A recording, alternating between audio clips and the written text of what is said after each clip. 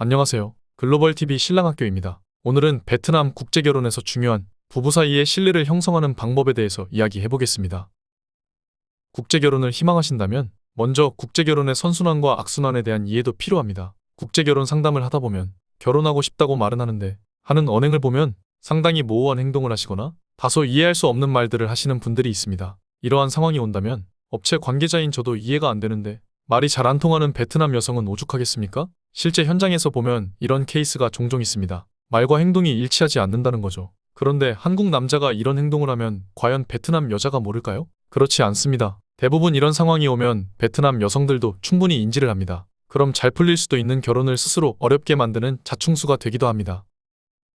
국제결혼을 하러 중개업체를 찾는 상당수의 남성들이 자신의 결혼에 대한 확신을 상대 여성에게서 찾으려 하는 경향이 있습니다. 일부는 맞는 말이지만 한편으로는 신랑의 확신에 찬 행동에서 신부도 안정감을 느낀다는 것을 이해하지 못하는 분들이 많습니다. 그리고 신랑이 자신의 결혼에 대한 미래와 포부를 국제결혼 업체에 어필해봐야 상대 여성 입장에서는 크게 다가오지 않는 경우가 많습니다. 중요한 것은 당사자 간에 직접적으로 느끼는 감정과 소통의 문제가 더 중요하지 일어나지도 않은 미래에 대한 이야기가 그다지 중요하지 않을 수도 있습니다. 그만큼 베트남 여자들은 일단 눈에 보이는 것에 더 집중하고 한국 남성들보다 국제결혼에 더 현실적으로 대응합니다. 통상적으로 보면 한국 남성들은 결혼하고도 자신의 결혼에 대해서 고민하는 남성들도 은연중 많은 반면에 대부분 베트남 여성들은 결혼 후 오히려 의연합니다. 부부의 감정이 형성되어가는 시기를 대략 2개월 시점으로 보는데 이 시기를 어떻게 보내느냐에 따라 결혼의 방향성도 많이 달라집니다. 즉 여기에서 배우자에 대한 만족의 문제가 형성되기 시작합니다. 그리고 한국 남자가 결혼을 받아들이는 과정에서 신부와 상관없이 성장을 하는 과정이기도 합니다.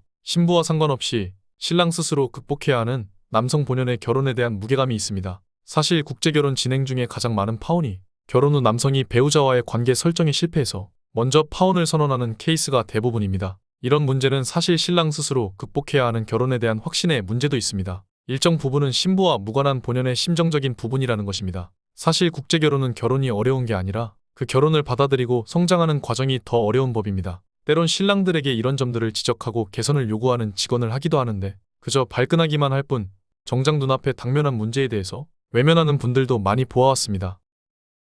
그만큼 국제결혼은 당면한 현실에 대한 유연한 대처가 중요한데 의외로 이 부분에 대해서 편협한 분들이 많습니다. 결국 내가 처한 국제결혼의 현실을 받아들이지 못하면 내 결혼에 대한 확신과 수용의 문제에서 자유롭지 못해 스스로 결혼을 망치는 케이스도 많습니다. 남자라면 한번 결정했다 하면 자신의 선택을 믿는 용기도 필요합니다. 옛말에 남자는 직진이라는 말도 있습니다. 한편으로는 국제결혼을 성공하는 가장 좋은 방법은 진심을 담아서 배우자를 나처럼 대하는 것이 아닐까 합니다. 이게 국제결혼을 생각하는 고객님들에게 국제결혼의 실패를 예방해주는 지극히 현실적인 조언입니다. 내가 먼저 배려하고 대접받는 것을 선순환이라고 생각한다면 악순환이 무엇인지는 전자에 충분히 언급했으니 무엇이 최선책인지에 대한 답변은 충분히 되었을 것이라고 생각합니다. 오늘 이야기는 여기까지입니다. 감사합니다.